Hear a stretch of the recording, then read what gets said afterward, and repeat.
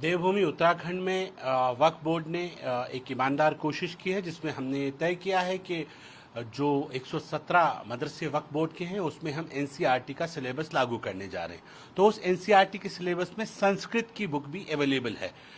मुझे लगता है कि जब हमारे बच्चे Hindi, English, math, science, physics, chemistry, bio और अरबी पढ़ेंगे तो वो संस्कृत भी पढ़ेंगे।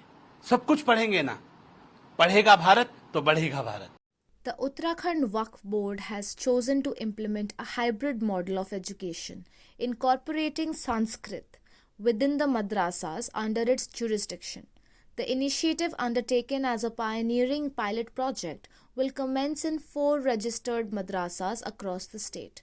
It represents a significant step towards diversifying educational offerings and integrating Sanskrit into the curriculum of these institutions. मैं तो बहुत ईमानदारी के साथ इस बात को कह रहा हूं। मेरे बच्चों के बारे में अब उन्हें खुले पर मिलने जा रहे हैं। मेरे युवा मुख्यमंत्री ने कहा है अपने बच्चों को पढ़ाने के लिए आपको जो मदद चाहिए सरकार उसे करने के लिए तैयार है। और इसलिए हम ये कह सकते हैं, हम साफ मन से अपने बच्चों को पढ़ाने के लिए, अब मदरसे के बच्चे क्या इंग्लिश मीडियम स्कूल में नहीं पढ़ेंगे? वो भी तो पढ़ सकते हैं। वो भी तो सीबीएसई बोर्ड का ये एनसीईआरटी सिलेबस है, वो भी तो पढ़ें।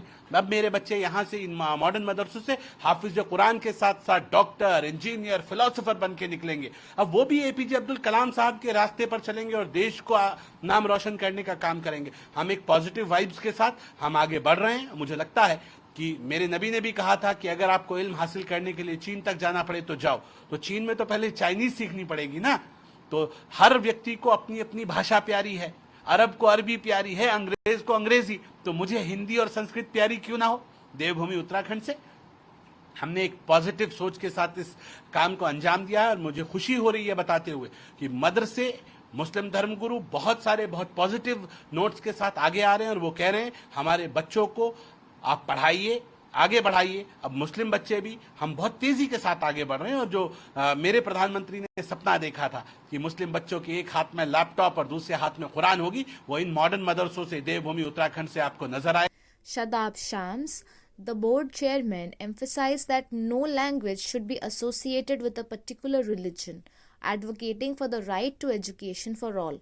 He noted that Sanskrit is an official language in Uttarakhand, would be included in madrasa education through the NCERT curriculum, similar to Hindi and English.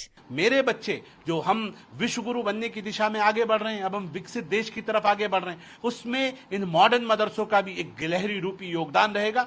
मेरे मॉडर्न मदरसों के बच्चे भी आगे बढ़ेंगे और देश को मजबूत करने का काम करेंगे। कुछ लोगों के पेट में दर्द होगा, उसकी चिंता हम नहीं करते। लोग हमारा विरोध करते रहें, हम बच्चों की पढ़ाई के लिए ईमानदारी से काम करते रहेंगे।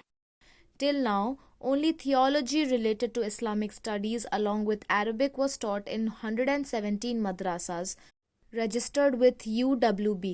But now, classes will cover the NCERT syllabus and will be taught Sanskrit as well. Since Sanskrit is a subject in NCERT curriculum, students will be able to study it. Madrasa students often find it difficult to mix with other students later in education as they are taught only theology. Now, apart from theology, they will be able to study NCERT syllabus from class 1 to class 8. देखिए, मुझे लगता है जो positive vibes मेरे पास आ रही हैं, जो लोगों के कॉल्स आ रहे हैं, जो मुस्लिम बहुत इंटेलेक्चुअल हैं, उनका पॉजिटिव कॉल्स मेरे पास आ रहे हैं और वो कह रहे हैं कि इस ईमानदार कोशिश में हम आपके साथ हैं। लेकिन बदकिस्मती है कि शायद लोग हमारी नीयतों पे इसलिए शक करते हैं कि हम भारतीय जनता पार्टी से ताल्लुक रखते हैं, कि यहाँ भारतीय जनता पार्टी की सरकार है, इसलिए कुछ ऑपोजिशन के लीडर्स को लगता है कि शायद हम अच्छा नहीं करेंगे, हम बुरा करेंगे। मैं उनसे कह रहा हूं आप बुरा सोचते रहिए, हम इस कौम को ईमानदारी से खड़ा करना चाहते हैं। ये मेरी कौम है, जितना दर्द आपको होगा आपसे ज्यादा दर्द मुझे मेरी कौम का है। बहुत ईमानदारी के साथ अपने मुस्लिम उलेमाओं के साथ बैठेंगे, रूपरेखा बनाएंगे और मुस्लिम बच्चों को बेहतर एजुकेशन मिले उसके लिए जो करना पड़ेगा वो करेंगे। मेरे युवा मुख्यमंत्री ने पूरी ईमानदारी से स्पष्ट किया है कि इस कदम शिक्षा को मुस्लिम बच्चों में इस शिक्षा देने वाले कदम में पूरी सरकार ईमानदारी से मेरे साथ है। शिक्षा मंत्री ने मुझे आश्वासन दिया है कि वो जितने कंप्यूटर्स चाहिए होंगे, जो बुक्स सिलेबस चाहिए होगा, ड्रेसेस चाहिए होंगी, फर्नीचर चाहिए होगा, ये सरकार उपलब्ध कराएगी। हम 4 जिलों में 4 मॉडल के रूप में 4 मॉडर्न मदरसे स्थापित करने जा रहे हैं। उसके बाद 113 पे काम शुरू हो जाएगा। पहला चरण प्रारंभ होने को है। मुझे लगता है बहुत जल्द हम आपको अपने मदरसों में बुलाएंगे और वहां पर किस दिशा में हम अब मुस्लिम बच्चों को लेके जाना चाहते हैं वो दिखाएंगे। Stay with the Times of India for news breaks, analysis, interviews and events.